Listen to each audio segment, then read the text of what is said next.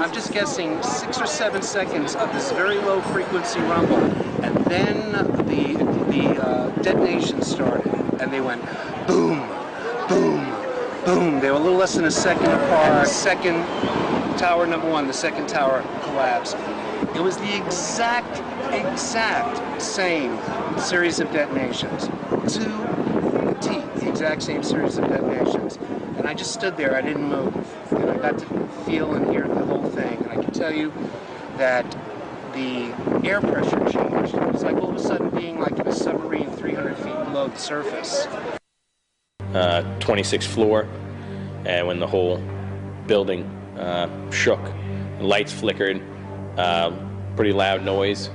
We looked at each other and immediately headed right back in the stairwell, and the lieutenant had said, you know, we're leaving.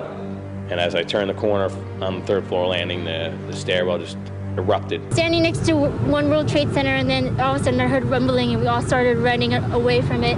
The glass like blew out and threw me onto the sidewalk, and I couldn't see. Billowing out, people were trying to head down south towards the World Trade Center when suddenly there was a large rumbling and the entire tower fell and collapsed to the ground. A Hero's Tale. FDNY Deputy Chief Jay Jonas tells his harrowing story of survival on September 11, 2001. On the 20th floor, they encountered Josephine Harris, a bookkeeper who worked in the building and had trouble walking. The team slowly assisted her to the 4th floor, when Harris collapsed. As Jonas looked for a chair or some other item to haul her to the exit, that's when it started, the floor starting moving like it was waves on a lake. I just dove for the stairway. Then there was the sound of twisting steel. The collapse got louder, got closer. I had two thoughts as the collapse got closer: I'm going to die right here. Then the collapse stopped. To the 31st floor, and we were regrouping there, and at that time the building shook so violently that you couldn't stand up. Everybody had to hit the floor. I get down to the 8th floor, the 7th floor. You know that noise I told you about earlier?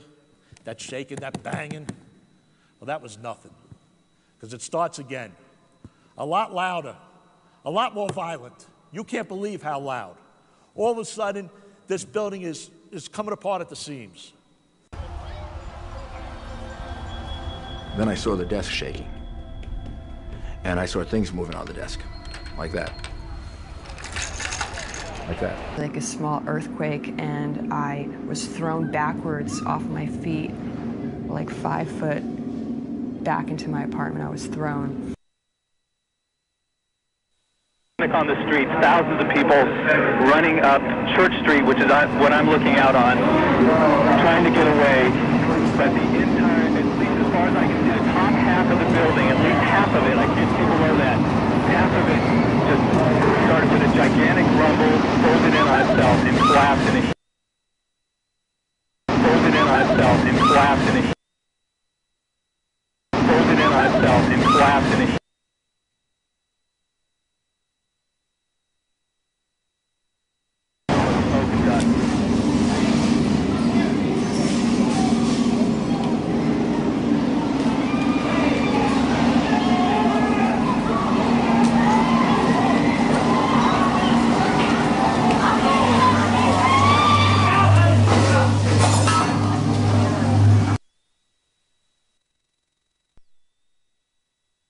People inside the South Tower felt the floor vibrate as if a small earthquake were occurring.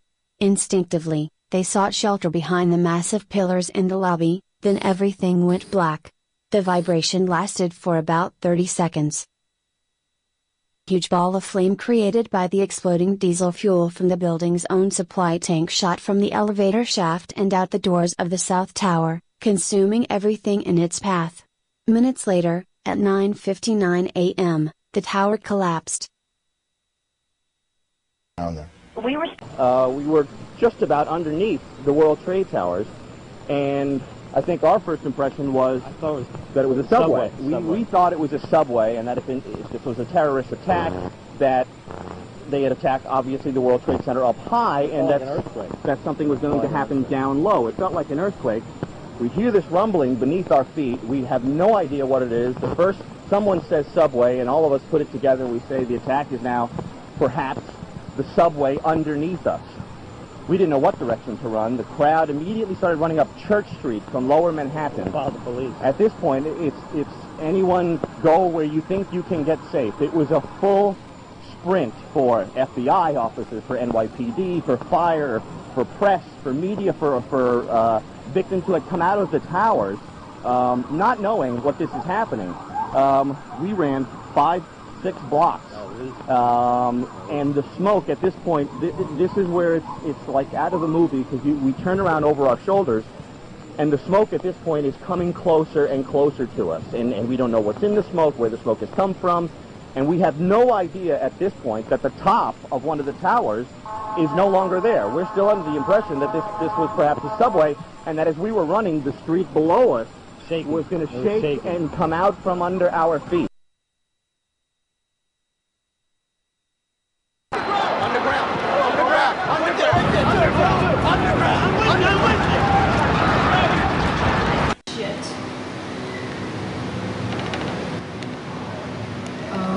Everybody's just stopping to look at it. Listen to it.